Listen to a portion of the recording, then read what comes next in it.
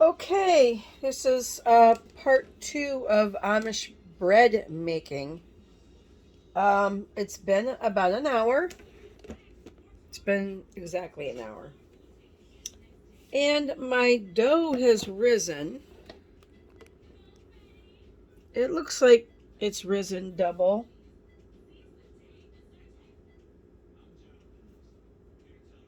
Looks like it's risen by double. It's nice and puffy.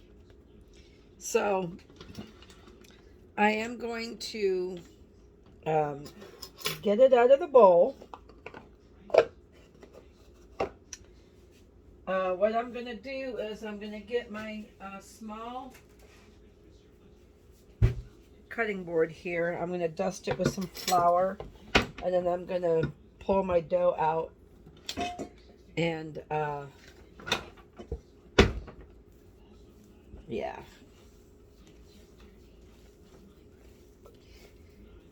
When they say punch it down, you don't really need to punch it. That's always so funny when I hear people say that. I'm going to take a little bit of flour. I'm going to put it on my board here. I'm going to pull out my dough, and I'm just going to knead it a little bit by hand. Just try to get it. It's very soft. It's very soft dough. Just going to work it a little bit.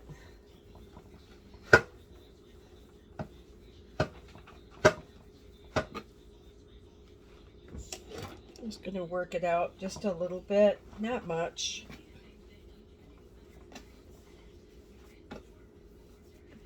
I don't think it's going to require a lot of more flour.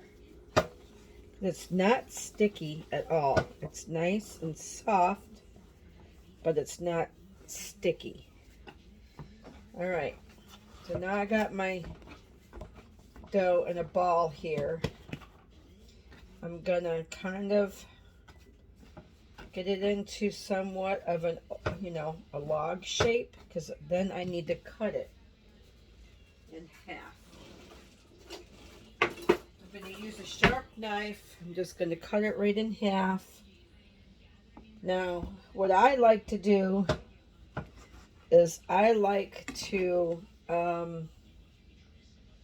have my dough be as equal parts as possible, so that my loaves end up being around the same size. So I have my Pampered Chef scale right here. I'm going to turn it on, and I'm going to weigh my dough on a piece of parchment paper.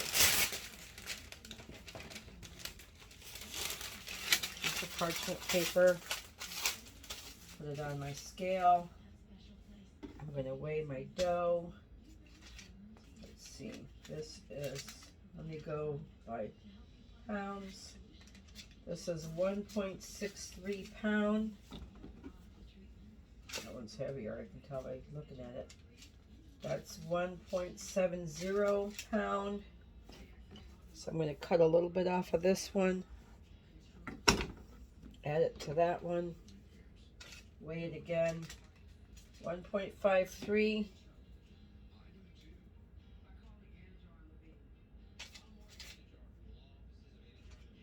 1.58. 1.63. Okay, so it's not going to be perfectly the same. That's 1.63. And this one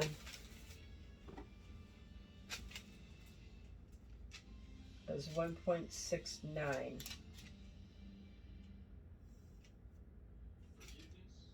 All right, that's close enough, I guess. They don't have to be perfect. Turn this back off.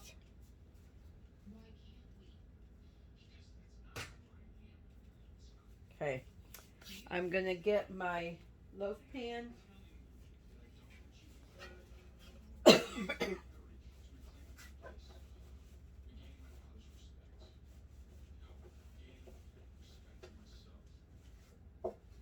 I'm going to take a little bit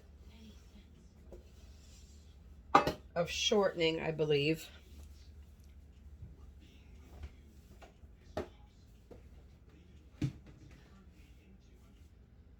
little bit of shortening, and I'm going to go around the inside of my loaf pan here with the shortening, just on my fingers.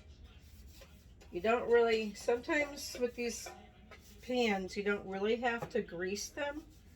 But the last time I didn't put a little bit of Crisco in my pan, my loaf didn't want to come out.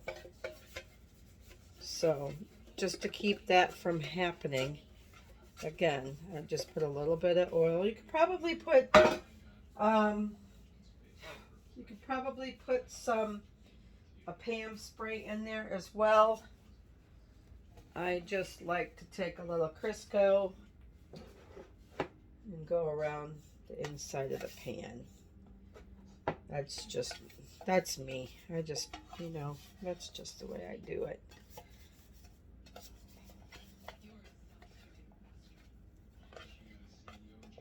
All right.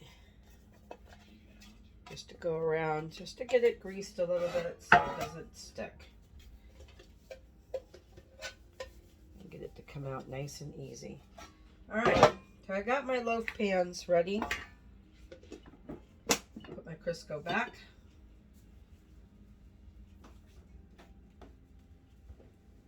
I'm going to wash my hands real quick.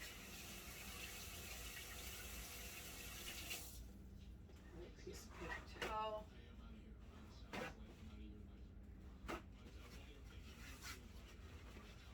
Okay, so I got my dough here ready. So what I'm going to do now is I'm just going to kind of roll this dough. Just kind of roll it into a log, because I want it to look like a loaf.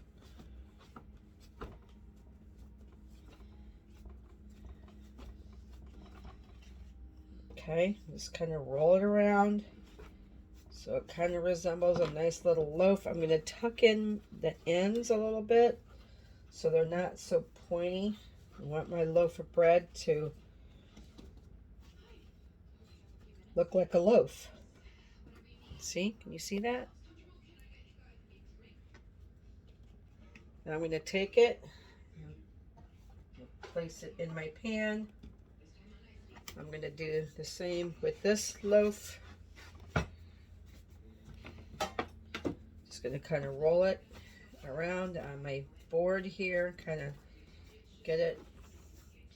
I'm going to tuck my ends so they're more squared and not pointed. You can do pointed if you like that real rustic look. I'm trying to achieve the perfect loaf look. That's what I do. The perfect loaf look. See? That one's going to go in this pan. All right, now this is going to sit for at least another half an hour covered to do a double rise.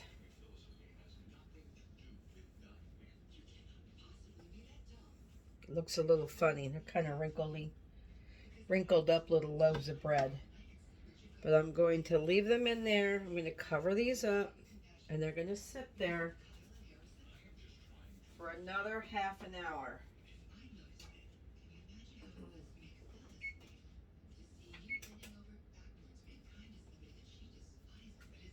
I think they'll be okay just sitting right there on my table, and I will come back in a half an hour.